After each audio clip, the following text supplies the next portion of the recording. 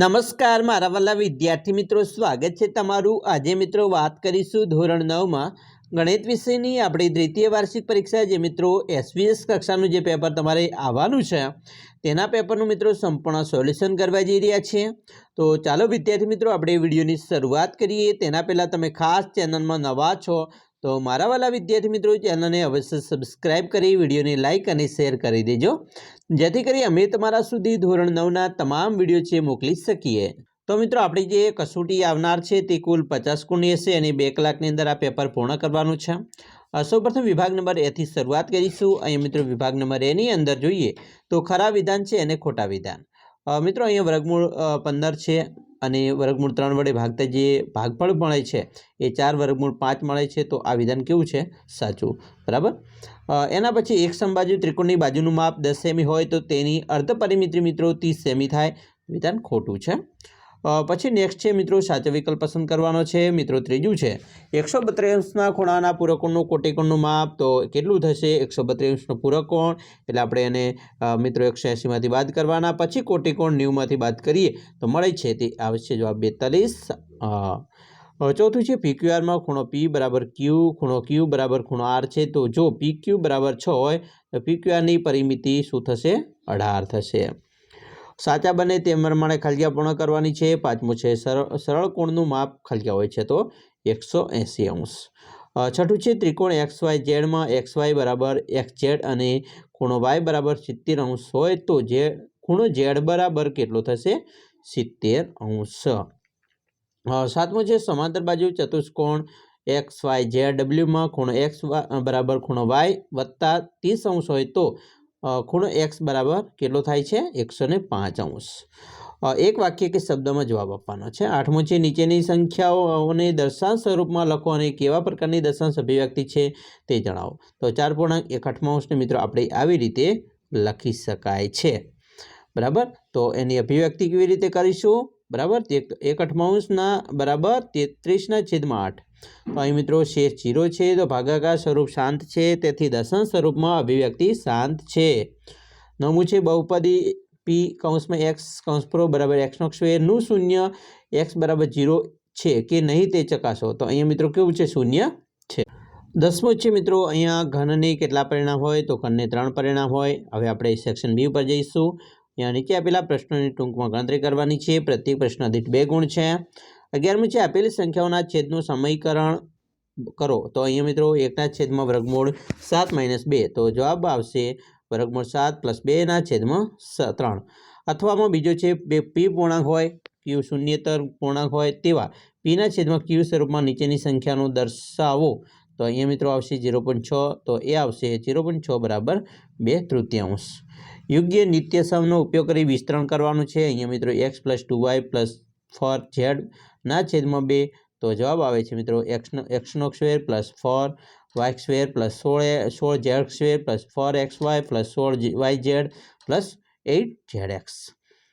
સીધો ગુણાકાર કર્યા સિવાય 105 × 106ની કિંમત મેળવવાની હોય તો મિત્રો આપણે આ દાખલા મુજબ અહીંયા જે જવાબ મળે છે તે 11,130 મળશે। અથવામાં બીજો પ્રશ્ન છે xની નીચેની કિંમતો માટે 5x - 4x² + 3 બહુપદીનું મૂલ્ય શોધો। તો અહીંયા મિત્રો x બરાબર 2 હોય તો P કૌંસમાં 2 બરાબર -3 જવાબ આવશે। મિત્રો ખાસ જોઈ લેજો, જવાબ તમને ડાયરેક્ટ આપી દીધા છે। -2 1 5 - 3 5 2 અને 4 -4 બિંદુઓ કયા ચરણમાં આવેલા બિંદુઓ છે? તો મિત્રો દ્વિતીય, ચતુર્થ, પ્રથમ અને તૃતીય। 15મું છે જેમાં ખૂણો A બરાબર 90° અને AB બરાબર 80 હોય તેવા કાટકોણ ત્રિકોણ ABC છે, તો ખૂણો B અને ખૂણો C શોધો। તો અહીંયા મિત્રો B બરાબર 45° અને ખૂણો C બરાબર 45° થાય। 16મું છે ત્રિકોણ ABCમાં ખૂણો Aનો દ્વિભાજક AD એ BCને લંબ છે। જુઓ આકૃતિ, અહીંયા સાબિત કરો કે AB બરાબર 80 અને ખૂણો ABC સમદ્વિબાજુ ત્રિકોણ છે। તો મિત્રો અહીંયા આકૃતિને જોતાં આપણે એને સાબિત આ રીતે કરી શકીએ છીએ, તમે અહીંયા જોઈ શકો છો। 17મું છે એક વર્તુળની જીવા અને તેની ત્રિજ્યા સમાન છે। આ જીવાએ લઘુચાપ પરના બિંદુ આગળ અને ગુરુચાપ પરના બિંદુ આગળ આંતરેલા ખૂણા શોધો। તો અહીંયા તમે મિત્રો આકૃતિ જોઈ શકો છો, એ મુજબ આપણે આ રીતે દાખલો ગણી શકીએ છીએ। અથવામાં બીજો પણ દાખલો છે એ પણ મિત્રો અહીંયા જોઈ શકો છો. ચતુષ્કોણનો છે કે ચક્રીય ચતુષ્કોણ ABCDમાં ખૂણો A બરાબર ખૂણો 4 ખૂણો C અને ખૂણો B બરાબર ખૂણો 3 ખૂણો D હોય તો ABCDના ચારે ખૂણાના માપ શોધો. તો અહીંયા આવશે ખૂણો A બરાબર 144°, B ખૂણો B બરાબર 135°, ખૂણો C બરાબર 36° અને ખૂણો D બરાબર 45°. નેક્સ્ટ છે 18મો છે. એક ત્રિકોણની બાજુઓના માપ 20 સેમી, 30 સેમી અને 40 સેમી છે. તો આ ત્રિકોણનું ક્ષેત્રફળ તો અહીંયા મિત્રો આવશે 75 √15 cm². હવે સેક્શન C ઉપર જઈશું. અહીંયા મિત્રો તમને માગ્યા મુજબ ગણતરી કરવાની છે. પ્રત્યેક દાખલા દીઠ 3 ગુણ છે. સરસ મજાના મિત્રો દાખલા છે. આપણે ડાયરેક્ટ જવાબ આપેલા છે. અહીંયા તમે જોશો કે ખૂણાઓ છે એ ABC શોધવાના છે. ત્રિકોણ ABCના દરેક ખૂણાના માપ શોધવાના છે. તો મિત્રો અહીંયા ખૂણો Aનું માપ 70 મળશે, Bનું માપ 50° અને Cનું માપ 60° મળે છે. ખાસ મિત્રો ગણતરી કરી લેજો.